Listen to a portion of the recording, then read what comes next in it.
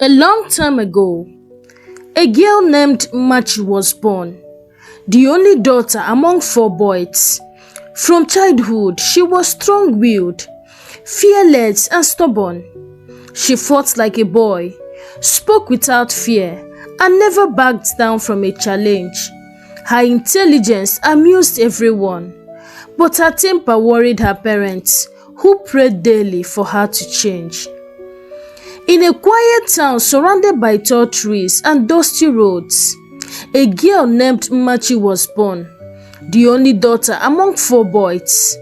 Her parents often said she came into the world like a storm. Even as a child, she was nothing like the calm, gentle girl they have prayed for. Nmachi was the second to last child, but she behaved like the oldest. She climbed trees with her brothers, played football with the boys in the neighborhood, and never cared when people laughed at her torn clothes or bruised knees. Her mother, Grace, often shook her head and sighed, "Nmachi, you are a girl. Why do you behave like this?" Nmachi would grin and reply, "Because I don't like losing, Mama." At school, she was brilliant, always among the top students. But her temper got her into trouble. Whenever someone mocked her or pushed her, she never walked away. She fought with the fist, not her words. One Monday morning, she returned home with a torn uniform and a bruise on her arm. Grace dropped the spoon she was holding. "Again, Nmachi, who did you fight this time?" Nmachi folded her arms. "It was Chuka. He said I can't run faster than him because I'm a girl, so I showed him." Her eldest brother, Ifeanyi, laughed softly. "You and your fights. One day they will send you out of that school." Nmachi frowned. "They won't. I got first in class. The headmistress likes me." Her father, Uchenna, entered the room then. His Bible was open in his hand. "Being intelligent is good, Nmachi, but fighting is not. You can be strong without using your fist." Nmachi looked down, saying nothing. Her stubborn eyes gave her away. She wasn't sorry. Every morning before they left for school, her parents gathered the children for prayer. And every time, Uchenna's voice lingered longer when he mentioned Nmachi. "Lord," he would say, "please help this girl to calm her spirit. Give her wisdom and peace." Her brother often teased her afterward. "See who they are praying for." Always, the youngest Tochukwu would whisper. Nmachi would glare at him. "At least, they remember me. You, nobody calls your name in prayer." Everyone laughed, and even Mama Grace couldn't help but smile. Though she fought a lot, Nmachi had a kind heart. When her brother were punished, she would sneak food to them. When her mother was tired, she would quietly sweep the house without being told.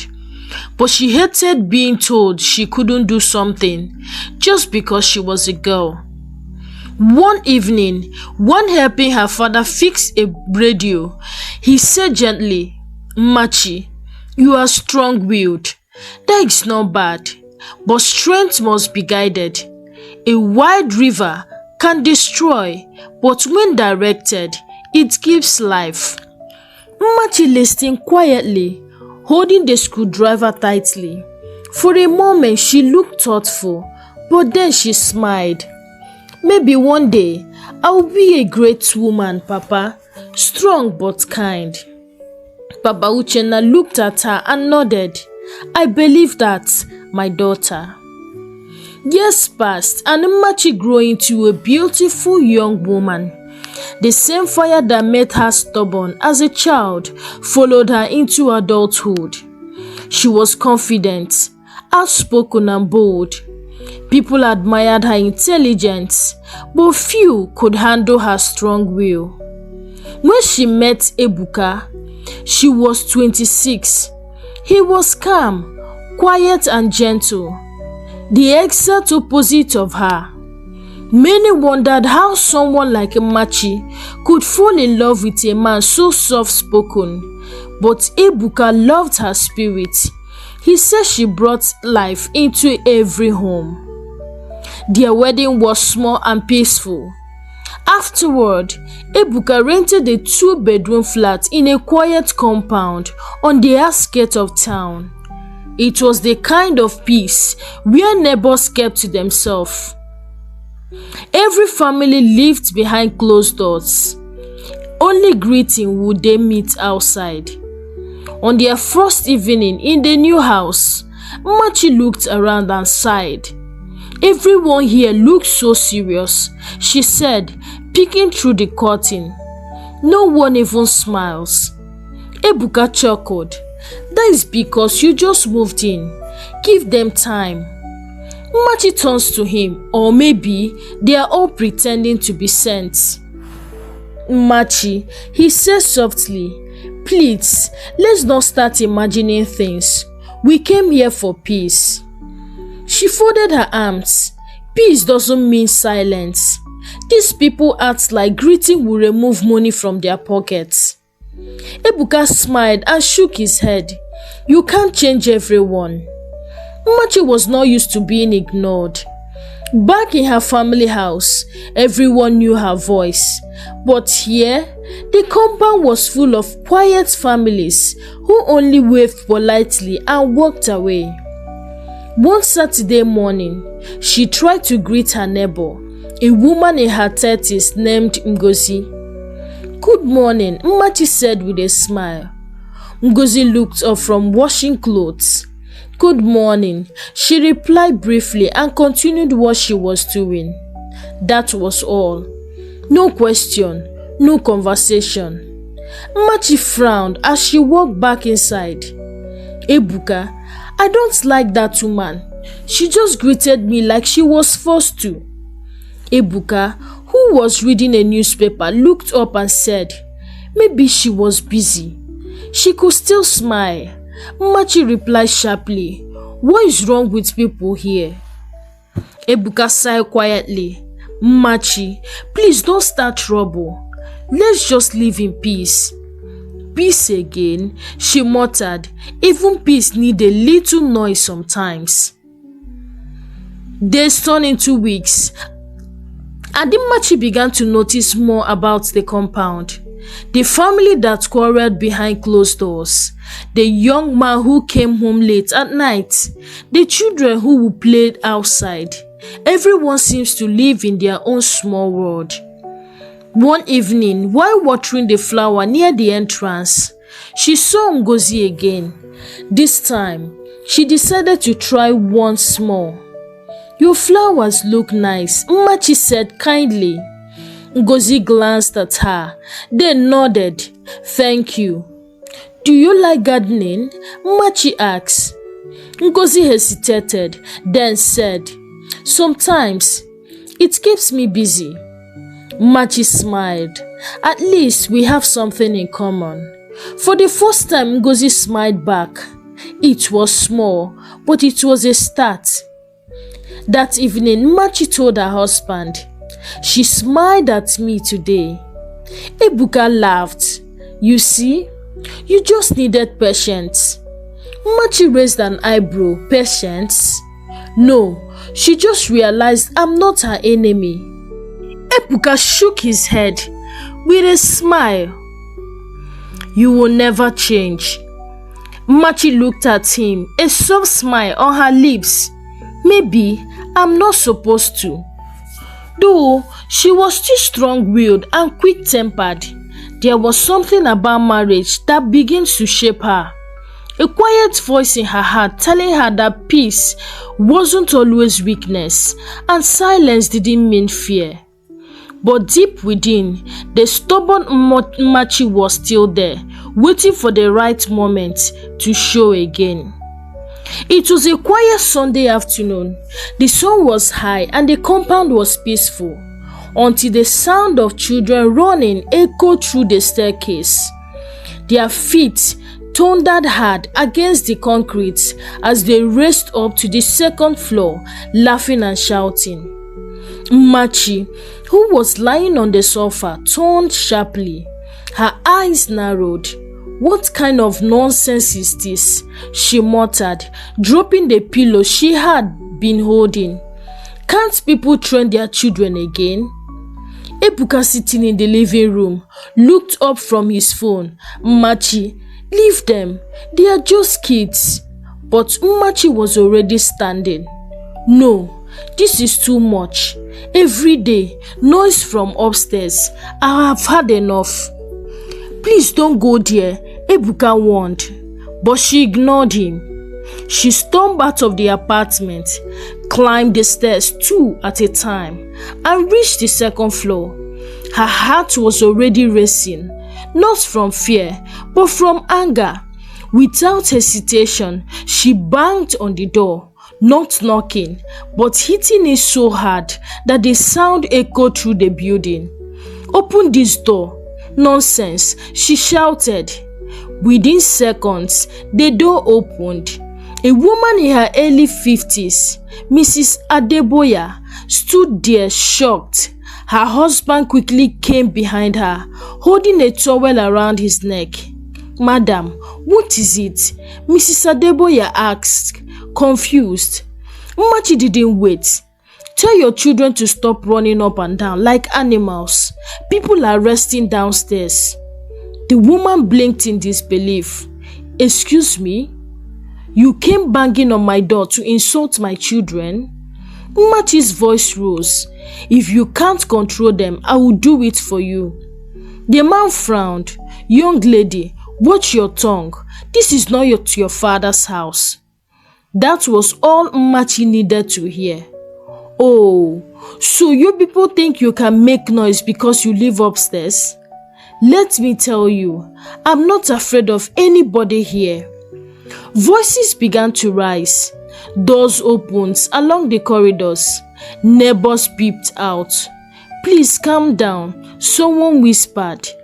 But Nmachi's temper was already out of control. She stepped closer to the couple. "If you people ever make noise again, I will show you who you are talking to." Mrs. Adeboya, shocked and angry, replied, "You are rude. How dare you talk to elders like this? Elders that can't teach their children manners." Nmachi shouted back, "You are a disgrace." Before anyone could stop it, the shouting turned into pushing. The couples tried to get her away from their door, but Nmachi fought back, scratching, pulling, hitting. Their children started crying, and the entire compound went into chaos. "Nmachi, stop this." Ebuka's voice came from below, but she didn't even hear him. "Don't touch me," she screamed at the man trying to hold her back. "I will deal with all of you." When they finally pushed her out of their corridor, she stumbled backward, her hair messy, her eyes blazing. She ran downstairs, shouting all the way. Everyone thought she had gone to cool off, until she returned, holding something shiny in her hand, a knife. Gasps filled the air. Mothers rushed their children inside. The men who had come out to separate the fight stepped back immediately. "Jesus Christ," someone shouted. Nmachi's breathing was heavy. "Let them come down now," she yelled. "They think I'm scared of them. Today, I will show them." Ebuka ran forward, terrified. "Nmachi, drop that knife." She glared at him, tears mixing with anger. "Ebuka, stay out of this." He moved closer, hands raised. "Please, think of what you are doing. You will regret it. This is not you." For a moment there was silence. Nmachi's hand shook slightly. Then her hands darted around, the neighbor hiding behind their doors, peeping from their windows, whispering. The weight of their fear suddenly hit her. She dropped the knife on the floor and burst into tears. Ebuka rushed to her, pulling her closer. "What have you done?" he whispered. The compound remained quiet. No one came out. The laughter of children that once filled the air was gone. From that day, everyone looked at Nmachi differently. The woman who couldn't control her temper had crossed a line she could never fully erase. And deep inside, even Nmachi knew something in her had broken that day. The next morning, the compound was silent. No one greeted Nmachi. No one even looked in her direction. Children who used to wave at her now hurried past with their parents. Ebuka sat on the edge of their bed, his face buried in his hands. "Nmachi, do you realize what almost happened yesterday?" She said nothing. Her eyes were swollen from crying all night. The knife laid on the table, wrapped in a small cloth. Ebuka had picked it up after she dropped it. There was a loud knock at the door. When Ebuka opened it, 2 police officers were standing there. "Good morning," one of them said. "We received a report about a violent fight in this compound yesterday. We need both of you to follow us to the station." Nmachi froze. "Officer, please." The older officer raised his hand. "Madam, you will have your chance to explain at the station." Within minutes, they were sitting inside the police office. The air was cold. Nmachi couldn't barely lift her eyes as the officer in charge asked questions. "Where did you take a knife?" he asked. She swallowed hard. "I didn't want to hurt anyone. I was just angry." The officer leaned back. Anger can destroy a person faster than a weapon. You are lucky nobody got hurt. You'll be telling this story from a cell. Ebuka sat beside her, silent and disappointed. Every word from the officer felt like a heavy stone on her heart. They called in the couple she had fought with, Mr. and Mrs. Adeboya. Their faces showed both anger and pity. After a long discussion and apologies, the case was settled. But Nmachi had to pay for damages, the broken door, the torn clothes, and the stress caused to the family. By the time everything ended, she had spent more than half of their savings. As they left the station, Nmachi held Ebuka's hand quietly. The ride home was silent. That night, she sat outside the apartment, staring at the sky. The once fairy woman felt completely drained. Ebuka came out and sat beside her. "Are you thinking?" he asked softly. She nodded. "Yes, I have been thinking all day. I let anger make a fool of me." He said nothing. After a long pause, she continued. "You've always told me peace is not weakness. I never listened. Now I understand. Peace costs less than pride." Ebuka looked at her, surprised. "Do you mean that?" She turned to him, tears in her eyes. "Yes, I have lost money, respect and peace, all because I couldn't control myself. From today, I want to change." He smiled faintly. "That is all I have ever wanted to hear." From that day on, Nmachi became a different woman. She greeted everyone calmly, even those who once avoided her.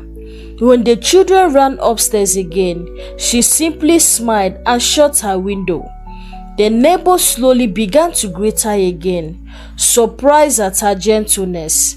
She no longer argued over small things, no longer raised her voice in anger. And whenever she heard her name mentioned in prayer, she smiled quietly. This time, not as a troublesome girl her parents once prayed for, but as a woman who had finally learned that peace is power and self-control is strength. Thank you for watching this story. Hi besties, what moral lesson did you learn from this story? Kindly share your thoughts with me in the comment section. Like this story, share this story to someone who might be interested, and subscribe to this YouTube channel if you've not done so by now. Until I bring an interesting and educative story your way. Bye for now.